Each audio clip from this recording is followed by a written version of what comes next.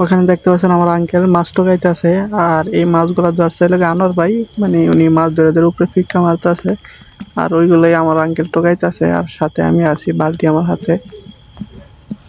তো ওই যে যে দেখতে পাচ্ছেন দূরে আনোয়ার ভাই, উনি মাছ ধরে ধরে উপরে মারতেছে।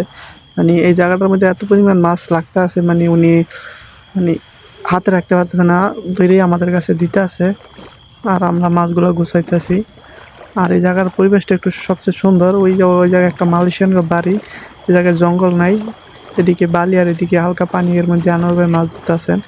আর ওই মাছগুলি আমাদের কাছে দিতেছেন। তো আবার আনোয়ার ভাই হাত লাগাইছে, দেখা যাক কি পায়।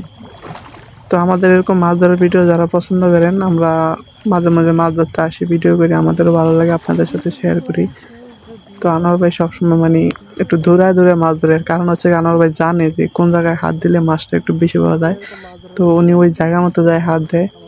তো ওখানে দেখতে পাচ্ছেন আঙ্কেল জাল নিয়ে হাঁটতেছে, যদিও এখানে পানি কম, জাল মারার জায়গা নাই। আমরা জালগুলা মারি হচ্ছে আপনার যে জায়গায় পানি বেশি মাছ দেখা ওইসব জায়গায় জাল মারি, আর বাকি এইসব খালি জায়গায় আমরা হাত দিয়ে ধরার চেষ্টা করি। তো আমিও মাছ ধরতে পারি, অনেকে বলতে পারেন যে আমি খালি ভিডিও করি, মাছ ধরি না। আমি আলহামদুলিল্লাহ অনেক মাছ ধরতে পারি, যদিও আমি ক্যামেরার পিছনে থাকি একটু ভিডিও করি আপনাদের দেখানোর জন্য। তো মাছ আমিও ধরতে পারি। আর আমার বাড়ি হচ্ছে শরীয়তপুর। আমি ছোটবেলাতেই মাছ ধরার অভ্যাস আছে আমাদের দেশে এলাকায়, আলহামদুলিল্লাহ যথেষ্ট মাছ ধরছি। এখন আমিও অনেকবার ধরছি, তারপরে ওনার সাথে ধরি কিছুক্ষণ, আবার ভিডিও করি কিছুক্ষণ।